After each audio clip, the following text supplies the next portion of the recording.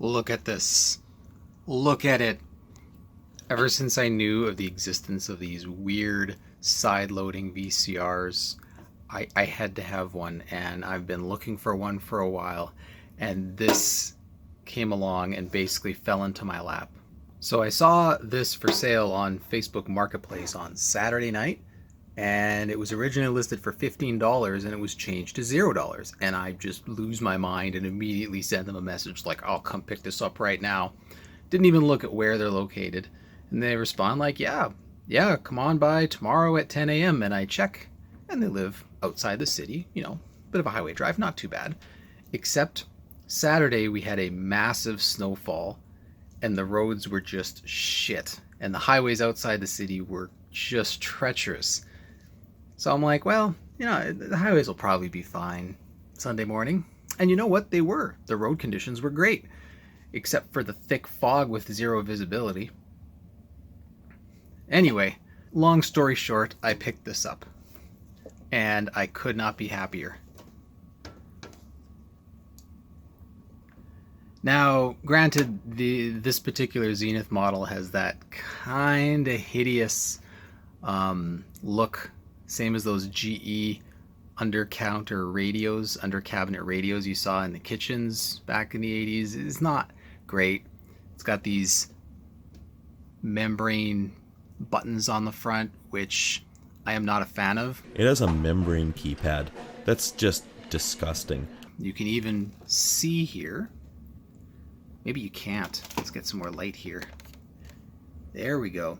See those little circle there?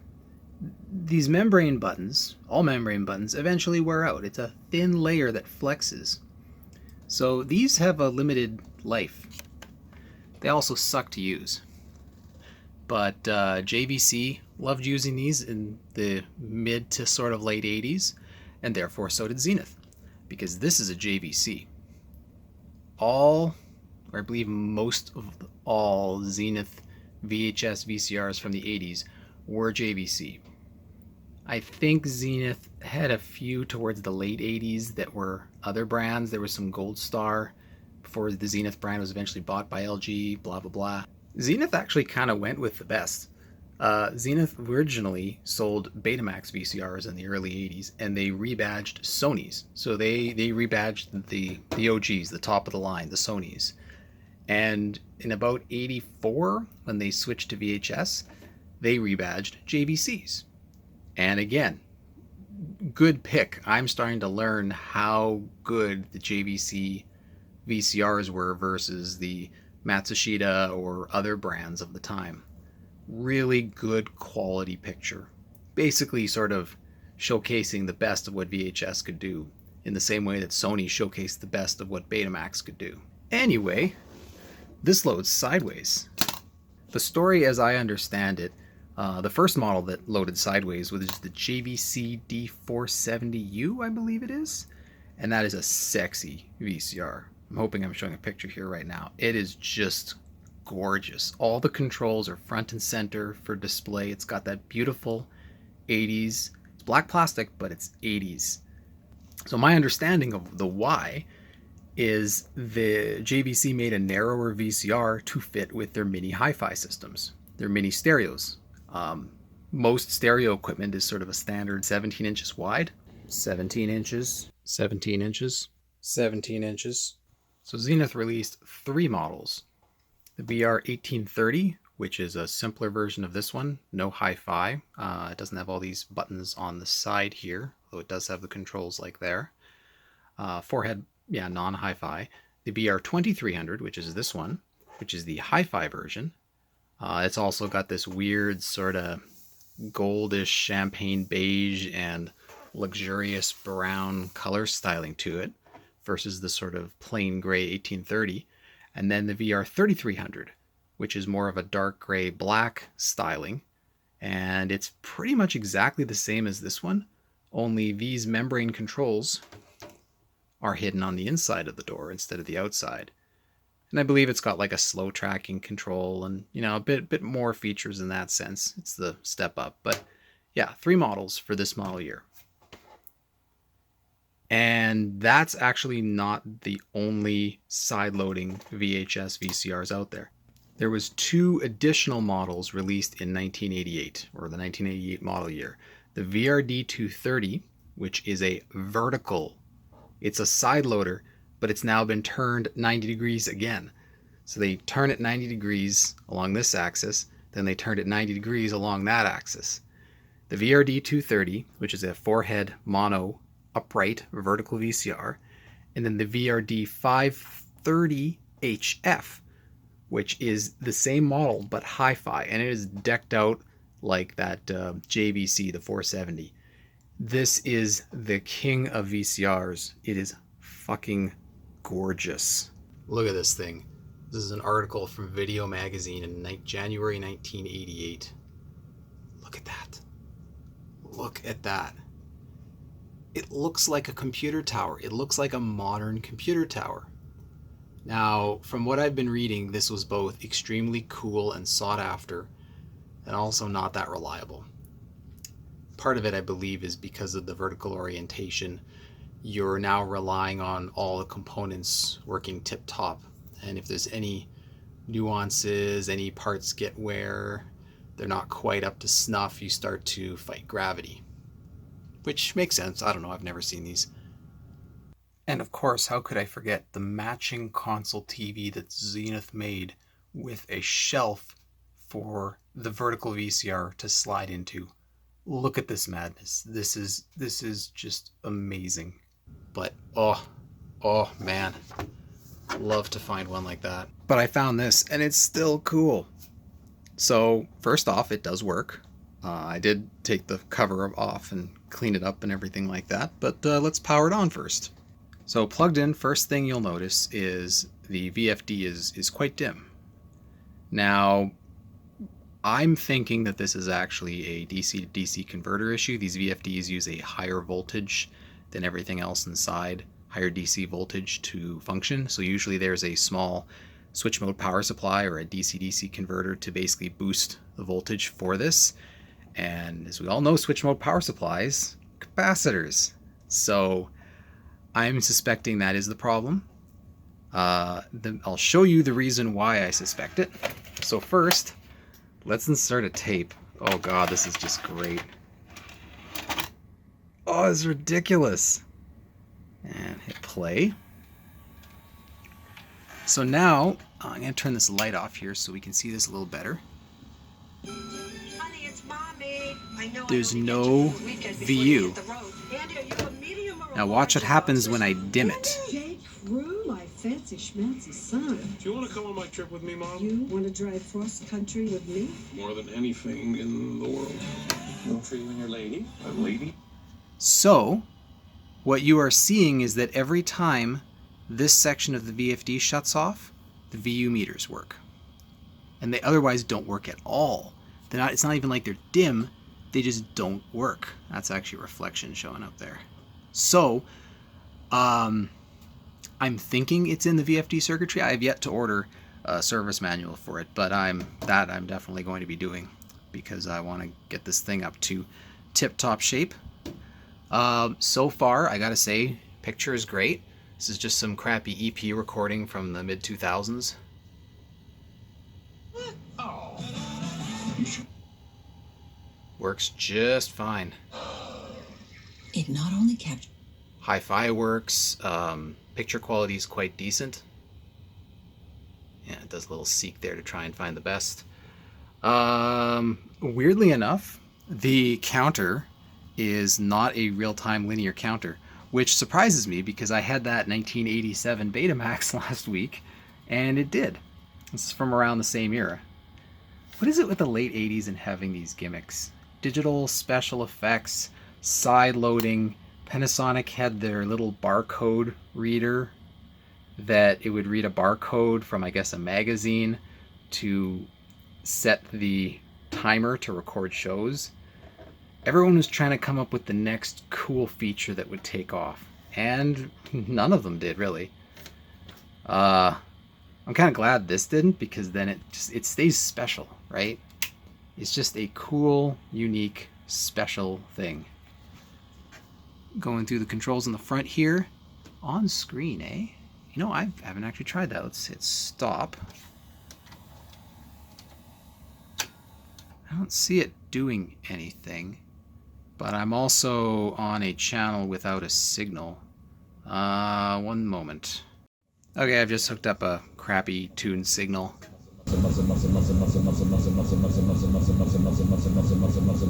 Our digital tuner box is just great.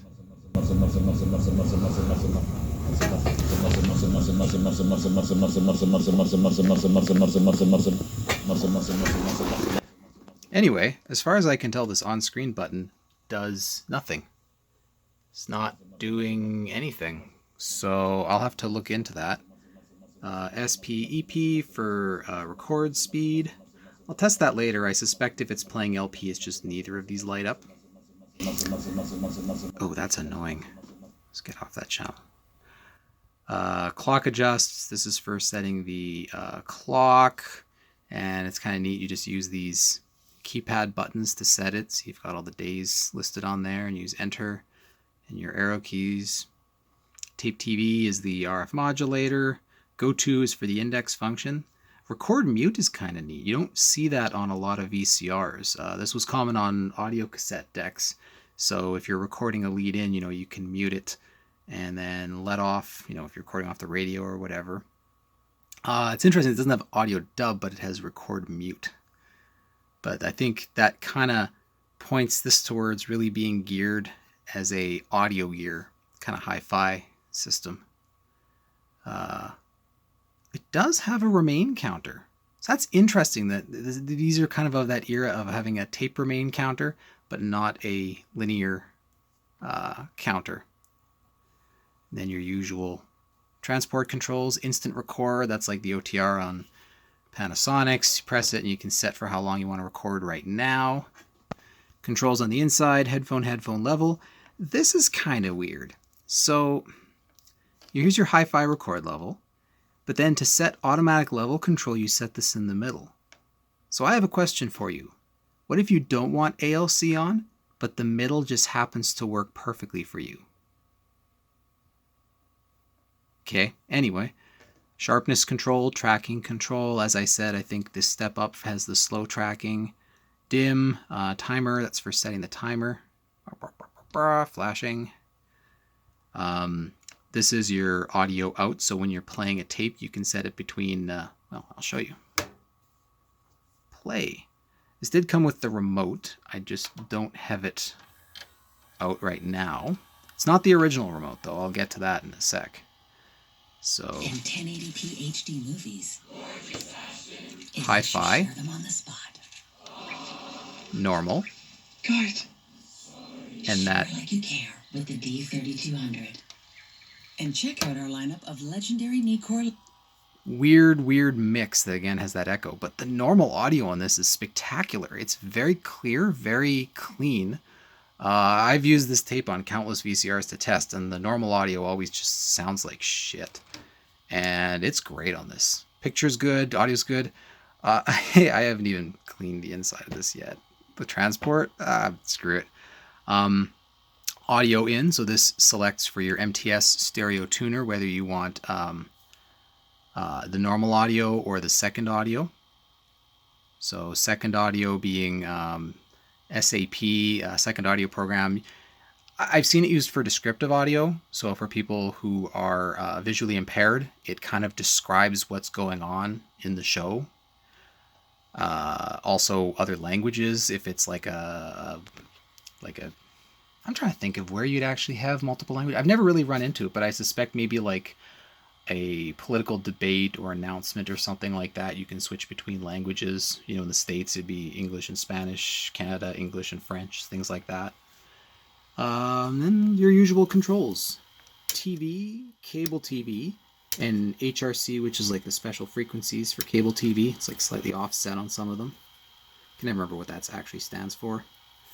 Your automatic fine control, like automatic fine tuning, normal and special. No idea what special is. Level indicator. So that's neat. When these VU meters work, they can do what some of these machines do and act as the hi-fi tracking. So believe the bottom one will actually tell you what the tracking is for the hi-fi audio to get the best signal. So let's say your picture is perfect, you know, for a wide range on the tracking, but you want to dial in your audio as good as possible so it doesn't cut out. You can dial that in perfect, right? Because visually and even audibly, maybe you can't tell where the best position is. So the VU meter will help you dial that in. Your input, tuner, simulcast, which has audio in and tuner video and auxiliary in, and counter memory, which does not have an indicator on the front at all when I do that. That just means when you're rewinding the tape, when it gets to 0, it'll stop. Yeah, actually pretty basic when you get down to it, and feature-wise, kind of old. Here's a look inside. There's a lot of videos out here on YouTube of these. I mean, these are so cool that whenever someone finds them, they have to put on the internet, and I do not blame them one bit. It's very similar to normal JVCs. If you imagine this is the rear of the VCR, and they have little plastic hinges for everything to pop up. Oh, hey, I forgot to plug the headphone jack on the front back in. Oh well. But let's look at it load. Let's watch this silliness.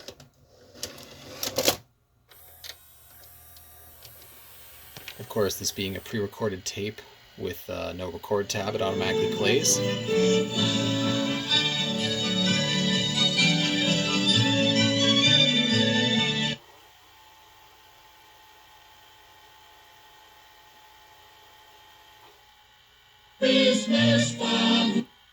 So, I mean, I can't play this very much.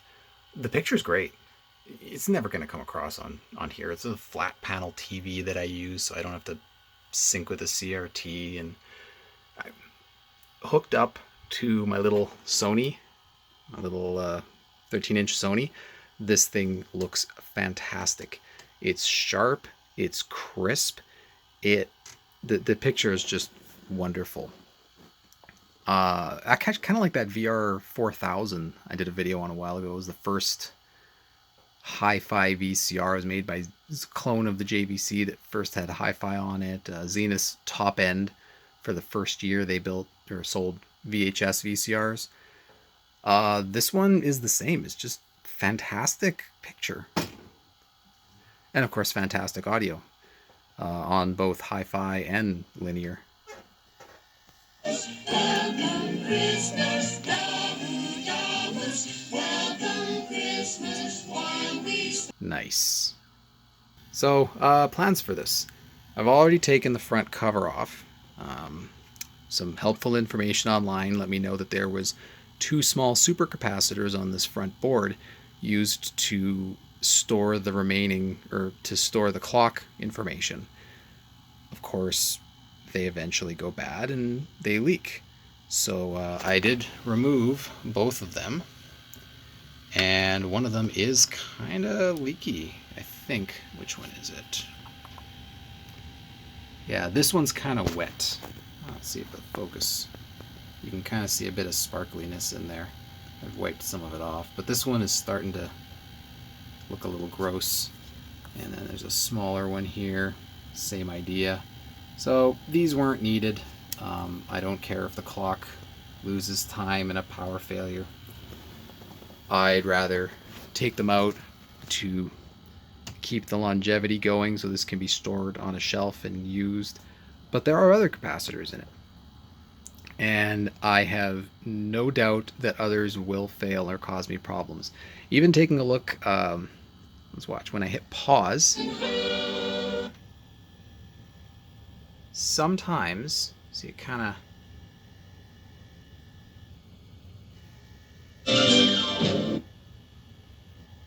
see, it moves a little bit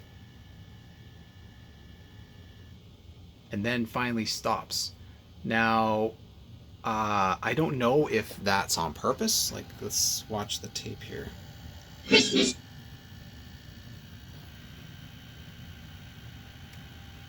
One weird thing, this has a very particular smell to it, and I don't quite know how to describe the smell. It kind of smells like a very mild rubber renew, if anyone's ever smelled that, kind of like a licoricey, sweet, degrading chemical smell. This has that, And the other VCR I've worked on that had that was the Zenith VR-4000. So something that was used in these two VCRs, either by Zenith or someone who serviced them, has that particular smell. I really need to understand more about what the features are on this VCR. Surprisingly, or unsurprisingly, depending on how you want to think about it, I cannot find a user manual online for this. There is a service manual I can buy, which is about $35 Canadian after shipping. It's a little high. I need to think on it for a while, but I'm probably going to end up biting the bullet on that one. Trying to figure out what this on-screen button does. Everything I find online says that this doesn't have any on-screen display. But what is this button? And what is this little board on the side here? On-screen PWB.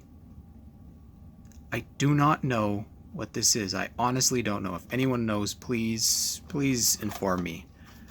Now it could be that whatever power supply or voltage related issue that is affecting the VFD is also affecting the on-screen and some other things. That's kind of what I'm thinking. Usually where you have one issue, you have multiple.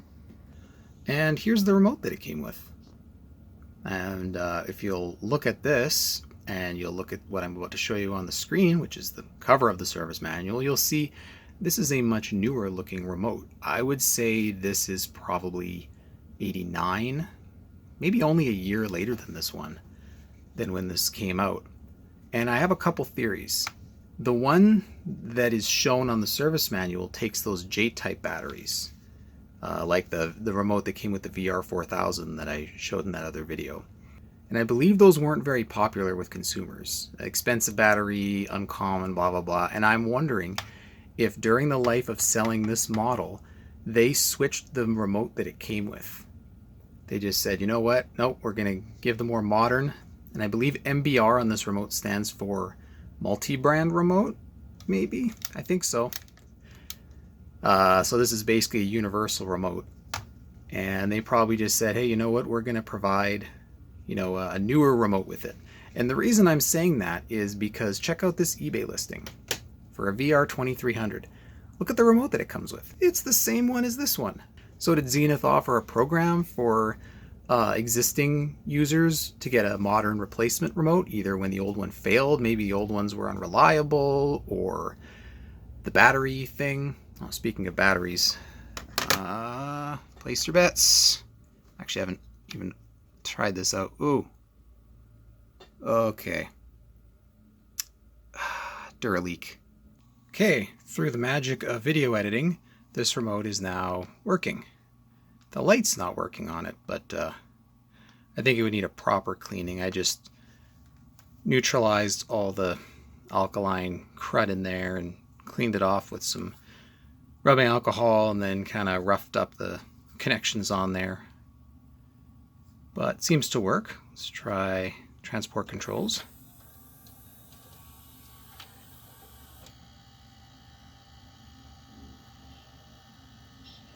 Yeah, it works. Pause. Stop. Rewind. Counter memory is on. Now what is search? Obviously something this VCR doesn't support. Mute, flashback, memory, timer. Yeah, so this remote is not meant for this VCR because none of these buttons are doing anything. This was clearly for a newer one, like a VRD or VRE series. I think this was the last year for Zenith to use the VR prefix, and then they started using letters for model years like VRD, VRE, VRF, and so on. So yeah, more modern remote. Dang it, one of these days I'll get the original remote with one of these Zeniths. But yeah, that's it for this VCR. I just kind of wanted to show this thing off. I'm super excited about it and talk about these weird side-loading VCRs. And yeah, that's about it. I might do a follow-up if I end up figuring out more issues on this or what this on-screen does. If anyone knows, just let me know in the comments or something.